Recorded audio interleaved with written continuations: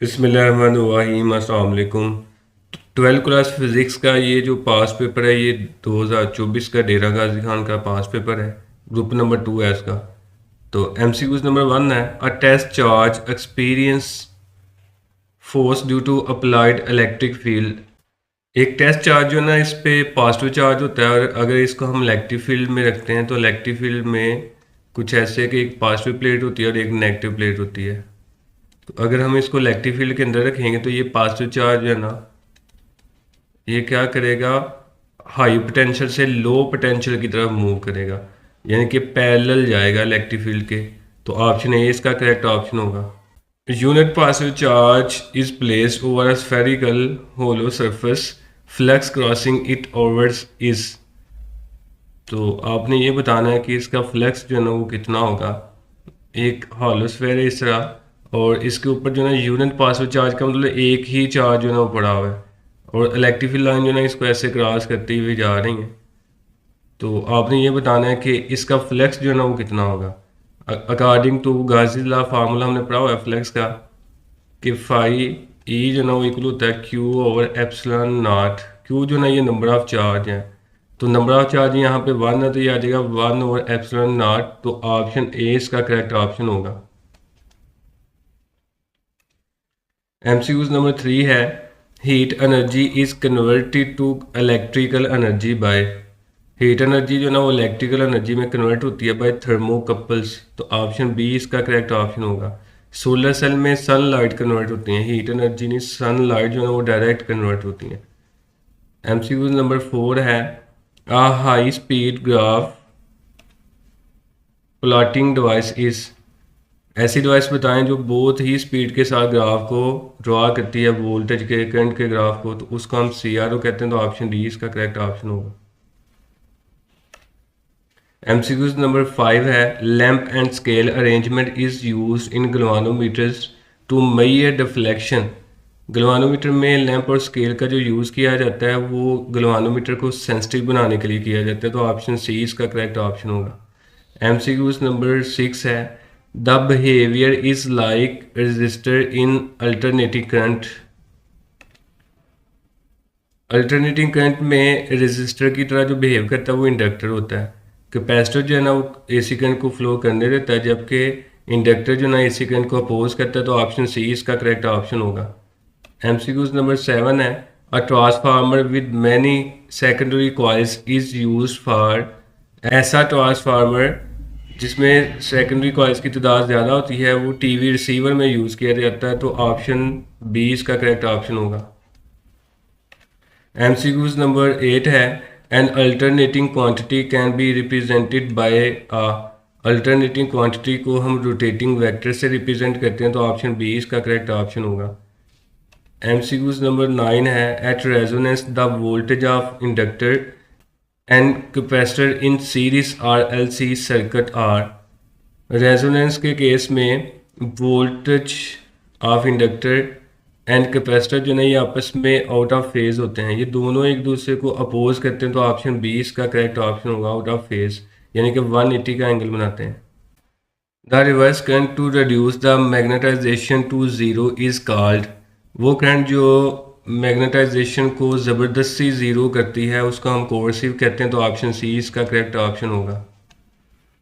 MCQs number 11 है, a fast switching device responding in nano second is. ऐसी device बताएं जो नैनो सेकंड में जो है ना वो रिस्पॉन्ड करती है, तो वो फोटो डायोड होती है। तो ऑप्शन बी इसका करेक्ट ऑप्शन होगा। एमसीक्यूज नंबर 12 है, when output of non inverting amplifier is feedback. Feedback कहते हैं आउटपुट को directly to inverting input, gain is. तो जो गेन है ना वो क्या होगी, बेसिकली ये कुछ ऐसे है कि ये हमारे पास ना एक डायोड है, ये उसका नेगेटिव टर्मिनल है, ये उसका पॉजिटिव है। इसको हम कहते हैं इन्वर्टिंग और इसको हम कहते हैं नॉन इन्वर्टिंग। इसकी जो रेजिस्टेंस है वो R1 है और इसकी जो है ना वो R2 है नॉन इन्वर्टिंग की। तो आउटपुट जो है ना वो 1 प्लस R2 ओवर R1 होती है। इसी आउटपुट को अगेन जो है ना हम इन्वर्टिंग एम्पलीफायर के साथ कनेक्ट करेंगे। जब इसकी आउटपुट को हम इन्वर्टिंग एम्पलीफायर के साथ कनेक्ट करेंगे तो इसका ये मतलब है जो R1 है वो ज़ीरो हो जाएगी पहले R1 जो थी वो ज़ीरो नहीं थी, मैक्सिमम थी, तो आगे इसमें से करंट फ्लो ना करे। अब हमने फ्लो करवानी है तो R1 ज़ीरो हो जाएगी। जब R1 ज़ीरो होगी तो ये फार्मूला कुछ ऐसे बन जाएगा 1 + R2/0। तो ये आ जाएगा 1 + 1/0 जो ना इन्फिनिटी के इक्वल होता है, 1 + 1/∞ 0 के इक्वल होता है, तो ये आ जाएगा 1। तो ऑप्शन सी इसका जो है ना वो करेक्ट ऑप्शन आएगा। MCQs नंबर 13 है, second postulate of special theory of relativity is. Second postulate जो है ना ये एक्सपेरिमेंटल फैक्ट पे लाई करता है, तो ऑप्शन सी इसका करेक्ट ऑप्शन होगा। MCQs नंबर 14 है, for low energy quanta dominate properties are. अगर एनर्जी जो है ना किसी पार्टिकल की बहुत ज़्यादा लो है तो फिर वो वेव नेचर को शो करेगा, तो ऑप्शन बी इसका करेक्ट ऑप्शन होगा। MCQs नंबर 15 है, longest wavelength of Paschen series is. RH Rydberg constant है, तो आपने ये बताना है कि लॉन्गेस्ट वेवलेंथ जो है ना इनमें से कितनी आएगी पर्चिन सीरीज में। तो इसका फार्मूला हम देख लेते हैं, 1/λ इक्वल होता है RH 1/। पर्चिन सीरीज में जो इलेक्ट्रॉन है वो जहाँ से मर्जी आए लेकिन उसने तीसरे शेल में आना होता है। इसका फार्मूला है 1/3 का स्क्वायर माइनस 1/n स्क्वायर। जो n है ना ये हमेशा 3 से ग्रेटर होगा, यानी कि इलेक्ट्रॉन हमेशा जो ना हायर एनर्जी शेल से लोअर एनर्जी यानी कि 3 में आएगा। 4 से 5 से 6 से कहीं से भी आ सकता है, इसकी वैल्यू कुछ भी हो सकती है। लेकिन हमें लॉन्गेस्ट वेवलेंथ चूंकि फाइंड करनी है, तो लॉन्गेस्ट वेवलेंथ के लिए इलेक्ट्रॉन जो है ना वो जंप करेगा 4 वाले शेल से 3 वाले शेल में से। चूंकि एनर्जी डिफरेंस कम होगा तो एनर्जी कम होगी तो वेवलेंथ क्या होगी, ज़्यादा होगी। तो n की जगह फिर ना 4 हम पुट कर लेंगे, तो ये फार्मूला कुछ ऐसे बन जाएगा 1/λ RH ई स्केयर की जगह 9 आ जाएगा, माइनस 1/n की जगह 4 आएगा, तो 4 का स्केयर जो है ना वो 16 आएगा। तो ये आ जाएगा RH। इसका हम जो है ना वो एलसीएम लेंगे, तो इसको मल्टीप्लाई करें 16 को 9 के साथ, तो ये 144 आ जाएगा। फिर 16 1 के साथ मल्टीप्लाई करेगा 16 - 9, तो ये आएगा RH 7/144।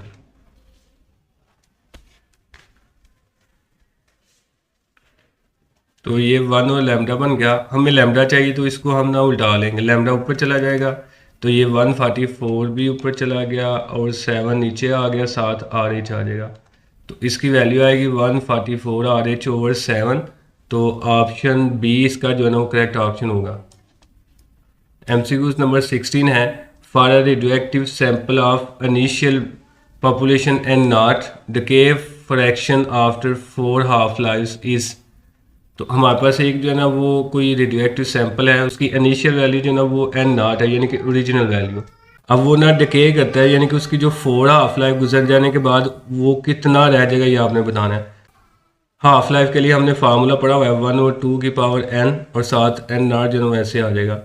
अब इसकी 4 हाफ लाइफ गुजर गई तो n की जगह जो है ना 4 आ जाएगा, 1/2 साथ n0 ऐसे आ जाएगा।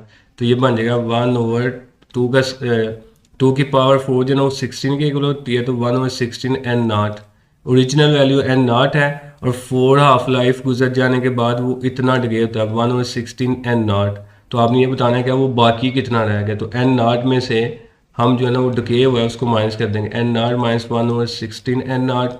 तो इसका एलसीएम लेंगे, ये आएगा 16 n0 के साथ मल्टीप्लाई करेगा 16 n0 माइनस 1, तो ये आएगा 15/16 n0। तो ऑप्शन डी इसका जो ना वो करेक्ट ऑप्शन होगा। MCQs नंबर 17 है, the energy output per nucleon in fusion is greater than energy output per nucleon in fission. जो फ्यूजन रिएक्शन में एनर्जी रिलीज होती है फिशन के मुकाबले में वो कितने गुना ज़्यादा होगी, तो वो 6 to 7 टाइम जो है ना वो ग्रेटर होती है। तो ऑप्शन बी इसका करेक्ट ऑप्शन होगा।